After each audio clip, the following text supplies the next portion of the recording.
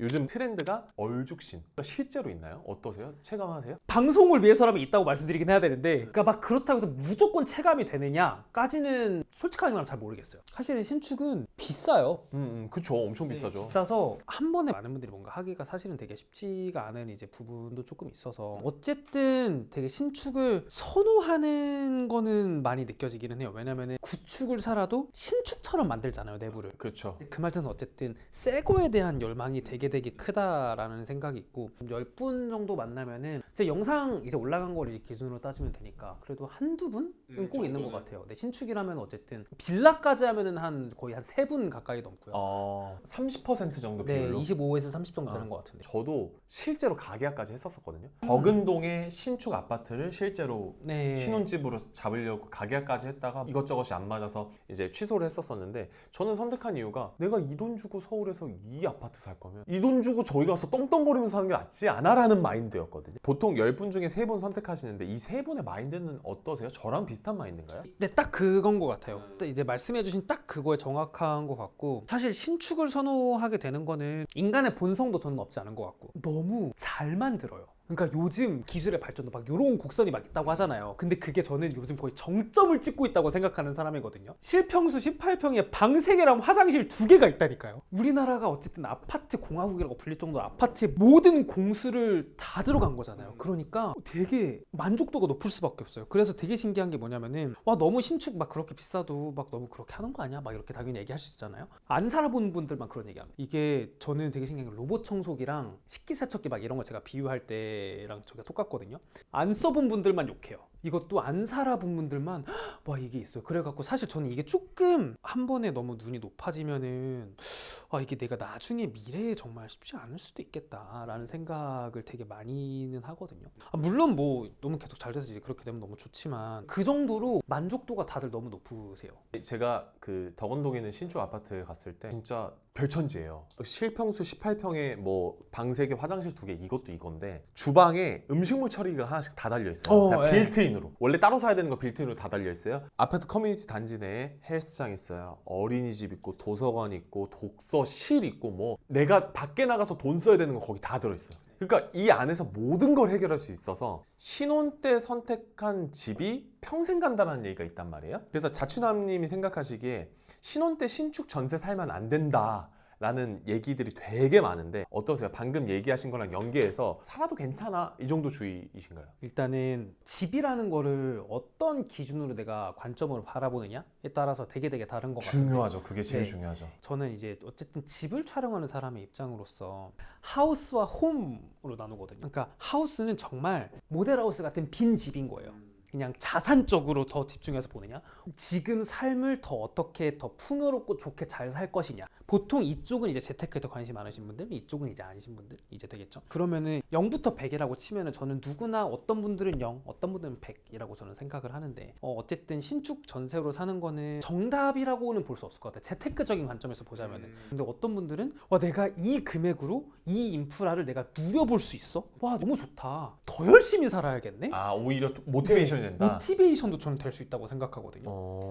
그 고기도 먹어본 놈이 먹는다고. 내가 그걸 한번 누려보니까, 와, 내가 이거를 더 누리기 위해서는 어떻게 해야 되지? 그러니까 내가 더 재테크에 더 관심도 많이 가져볼 수도 있을 것 같아요. 그래서 이거는 내가 어떤 사람이고 어떤 거에 더 관심을 많이 두고 뭘 더 원하느냐를 많이 이제 인지하고 계신 분들이면은, 근데 그거는 상관은 없을 것 같다. 근데 재테크에 관심 있는 분들이 신축 전세가 정답이 안 된다, 이게 왜 그렇게 생각하시는지. 사실은 신축 전세만큼 우리나라에서 금액 대비 제일 잘 누릴 수 있는 거는 없어요. 월세 전세 매매가 있으면 전세는 어쨌든 대출 이자만 내면 되는 거니까 그 위험 리스크까지 안고 가는 거잖아요. 그러니까 그것까지 했을 때는 내가 내는 금액이 제일 적으면서 제일 좋은 집의 형태에서 살기는 거기 때문에, 그러니까 그런 상황에서 와, 이거 너무 좋다 해갖고 이제 매매를 하려고 하면은 갑자기 2배가 돼요.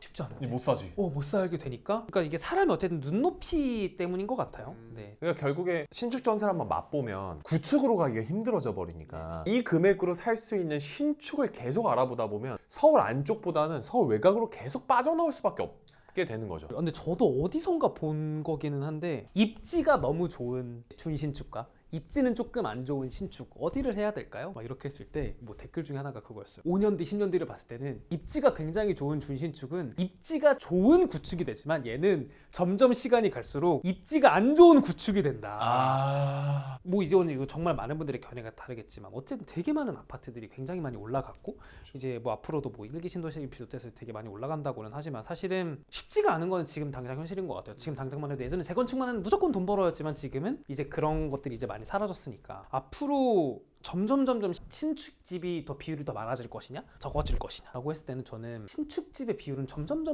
떨어질 거라고 생각을 하고 지을 데도 있거든요. 없고. 그러니까 지금 내가 이 인프라를 내가 이 금액으로 늘렸던 게 점점 그 수요 공급에 붙이기 위해서 점점 비싸지겠죠. 이런 것들을 한번 잘 생각을 해보시면 좋을 것 같아요. 왜냐면은 이제 이런 게 점점 비싸져? 그럼 내가 지금 한번 누려봐야겠다. 이렇게 생각을 하실 수도 있고요.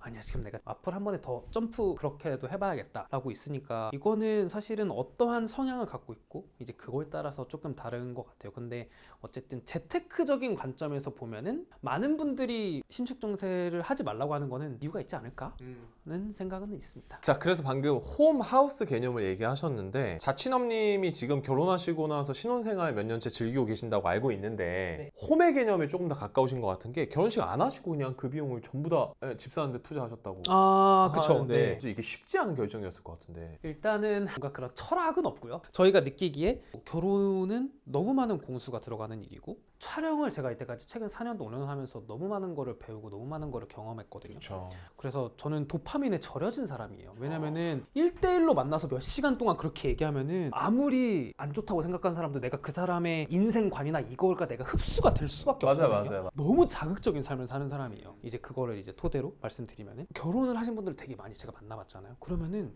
결혼식 진짜 좋았어 라고 하시는 분들은 생각보다 드물어요. 너무 좋았어 또 하고 싶어는 많이 없어요. 마치 인테리어와 비슷합니다. 이제 관심 있으신 분들은 좋아하시겠지만 한 번 해보신 분들은 두세 번 잘 안 하시거든요. 너무 힘들었으니까. 결혼식은 제가 다시 했으면 이런 건 이렇게 했을 것 같고 이런 건 안 했을 수도 있을 것 같아요. 이런 분들이 되게 많았거든요. 그 말 뜻은 이거를 안 해도 되는 거였구나. 5년 동안 1200가구 쭉 돌아보면서 신혼부부들 보니까 그제서야 이제 느낌이 오셨고. 대체로 많은 분들이 너무 만족하시는 분도 있지만 그러면은 결혼식을 안 해도 되는 거겠네. 굳이 내가? 네, 100%의 행복과 100%의 너무 좋은 거를 이제 안겨준다? 그러면은 당연히 하고 싶죠. 근데 생각보다가 이제 많았으니까 그러면은 안 해도 되겠다. 개인적인 궁금함인데요. 그 와이프분은 어떻게 설득하셨나요? 사실 너무 쉬웠어요. 왜냐면은 그런 성향이었기 때문에 저를 만난 거라서. 정말요? 네. 이제 그런 성향. 야, 근데 진짜 이게 양가 부모님도 허락을 받아야 되고요. 와이프분의 허락도 받아야 되고, 그리고 이제 소위 말해서 뿌려놓은 걸 거둔다는 문화가 우리나라는 좀 많이 크잖아요. 아버지 어머니가 뿌려놓은 게 너무 많기 때문에 이런 것들 설득하기 굉장히 힘드신데 양가 부모님께 지원을 안 받으면 됩니다. 지원을 받으면 사람이라는 거는 눈치를 볼 수밖에 없거든요. 이제 그렇기 때문에 하라면 해야 돼요. 근데 안 받죠? 그러면은 엄마 아빠가 낼 거야? 그렇지, 맞지? 엄마 아빠 너무 사랑하는데 너무너무 사랑하지만 어쨌든 그러하다. 정말 멋진 마인드고요. 양가 부모님과 그 와이프분께 심심한 수고로움의 말씀을 해드리도록 하겠습니다. 저는 이걸 보고 얼마나 많은 고민이 있었을까 생각이 들었어요. 요즘 흑백요리사 유행이니까. 이제 자취계의 백종원 씨인데 자취계의 백종원님은 왜 고양시 일산을 선택했나? 저 그게 너무 궁금하네요. 사셨나요? 네, 샀어요. 샀어요. 일단은 저는 홈에 조금 더 가까운 사람이에요. 그게 사실 저 이제 중요한 사람이었고 제가 어쨌든 전 집을 방문한 사람으로서 보통 보안이 됐던 이제 어떤 이유든 됐던 타부터 들어갈 때부터 막 씁니다. 어떻게 오셨죠? 왜 오셨죠? 막 막아요. 외부인이니까 저는. 근데 거기는 막지 않아요. 오히려 인사해줘요. 안녕하세요. 그게 저는 처음 그거를 느껴봤어요. 1200곳을 다니면서 네, 보통 안녕하세요라고 잘 안 하세요. 어떻게 오셨어요? 이제 이렇게 하거든요. 근데 제가 이제 그냥 이제 지나가는데 그 경비 아저씨가 이제 분리수거 하시다가 안녕하세요 이러시는 거예요. 그래서 난 나한테 한지 몰라. 왜냐면 저는 그런 거 경험해 본 적이 없었으니까. 그러니까 되게 정겨웠구나. 네, 그런 게 되게 좋았어요. 이제 그 말 뜻은 뭐냐면은 제가 느끼기에는 거기에 계속 평생을 사셨던 토박이 분들이 이제 많이 사신다는 얘기고 외부인이 많이 안 온다는 얘기고 저는 이제 그런 것들이 사실은 좋았어요. 사실은 그게 기준입니다. 그리고 굉장히 저의 개인적인 이제 그거기는 한데 물론 입지적인 부분에서도 사실 저는 사무실이 여의도에 있었고 이제 와이프도 이제 왼쪽에서 일하고 이제 이러니까 아 너무 막 동쪽이나 남쪽으로 갈 필요가 없었어요. 근데 왜냐면 저 이거 커뮤니티 그래도 되게 많이 올라왔어요. 야 쟤네 집 보러 다닌다는 놈이 일산에다가 집 샀네 이래가지고. 심지어 결로가 되게 많고 곰팡이가 있는 집이었대요. 네. 심지어 신축도 아니라 구축이래요. 사실은 저는 그게 제일 컸던 것 같아요. 따수 네. 그거 한 방에. 저는 어쨌든 집을 돌아다니는 게 일인데 그렇게 한 곳이 일단은 거기밖에 없었다가 사실 제일 컸었고요. 저는 이제 촬영 다니면서 느낀 것 중에 하나가 그 동네를 되게 좋아하시는 분들이 있어요. 그러니까 거기에서 유년 시절을 보내시거나 거기서 이제 살아오신 분들이 여기는 절대 안 벗어나고 싶어라고 하시는 지역이 몇 군데 있거든요. 와 되게 신기해요. 근데 그만큼 좋은가? 저는 안 살아봤으니까 모르는데 그런 지역들이 몇 군데 있어요. 일산도 그렇고요. 분당 이런 곳들이 거기 사셨던 분들은 다시 회귀하시거나 거기를 안 벗어나려고 하세요. 그 말 뜻은 뭘까? 이게 말로는 형용하기 되게 쉽지 않지만 거기에서 살았을 때 주는 만족도가 되게 높기 때문인 것 같다. 뭔가 헤리티지를 줄 수 있는 뭐가 있지 않을까. 네. 그런 상황에서 나는 어차피 주 생활권이 왼쪽이 더 많으니까 일산으로 가도 되겠다. 많은 분들의 이야기를 들으면서 그거를 저는 흡수하는 사람이니까 왜 거기 사셨던 분들은 왜 다들 좋다 그러지? 왜 직장만 아니었으면 계속 거기 살았을 거라고 하지? 그런 이제 지역들이 아까 제가 몇 가지 특징적인 것들이 있잖아요. 그럼 난 거기 살아봐야겠다. 원래 그러면 태어나신 곳은 어디예요? 저는 노원이라는 곳에서 한 10년 넘게 살았어요. 심지어 연고도 없는 지역이네요. 그쵸. 이 얘기에 대해서는 당연히 많은 분들의 의견이 갈리실 것 같기는 한데 집을 하우스로 보시는 분들은 항상 호재라는 단어를 써요. 아 호재. 네. 물론 그분들도 그렇게 해서 사는 게 저는 너무 행복할 거라고 생각해요. 왜냐면 그분들은 그거를 자산으로 당연히 보니까 그게 너무 행복한 거예요. 그러니까 몸테크라도 너무 행복하고 이제 그런 거죠. 근데 그런 분들이 있고 어떤 분들은 막 전세인데 막 내 돈 들여갖고 인테리어 하시는 분들도 있고 근데 그런 분들은 그 집에 있는 모든 거를 다 설명해 주세요. 그러니까 그분은 이제 집의 입지와 그런 금액과 뭐 여기가 이렇다 뭐가 생긴다를 말씀해 주시는 분들이 계시고 그 반대편에 계신 분들은 뭐 예를 들면은 이 컵이 왜 이 컵이어야 되는지도 말씀해 주세요. 이 컵이 있는 이유. 난 집에서 보내는 시간을 그만큼 내가 더 진지하게 물론 그런 분들이 그건 아니라는 건 아니에요. 아니라는 건 아닌데 근데 그런 분들을 막 얘기해 주실 때 말을 계속 해 주시는 거예요. 이게 내가 그만큼 자랑하고 싶어? 그러면은 그만큼 좋다는 얘긴데? 그럼.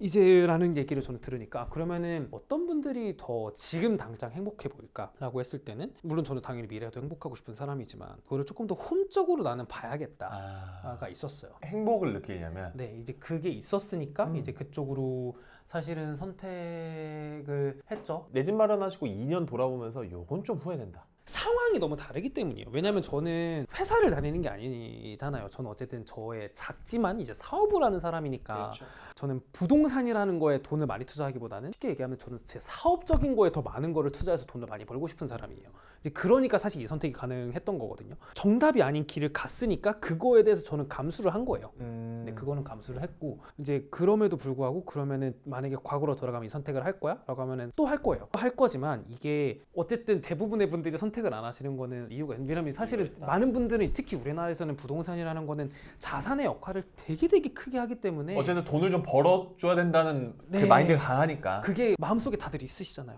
그런 면에서 보면은 사실은 아닐 수 있다. 저는 어쨌든 그거 집이라는 기준이 명확하게 생긴 사람으로서는 후회하지는 않는다. 오늘 조금 이 이야기를 제가 드린 게 한 줄로 요약하면은 많은 분들이 이제 집이라는 공간에 대해서 생각을 해볼 수 있는 이제 그런 시간이었으면 좋겠어요. 금전적이 됐던 나의 인생이 됐던 집만큼 온전히 나일 수 있는 곳은 그 지구상에 어디에도 없거든요. 맞습니다. 너무나도 소중한 곳입니다. 이제 그래서 많은 거를 조금 신경을 써서 많이 인지를 해주셨으면 좋겠습니다.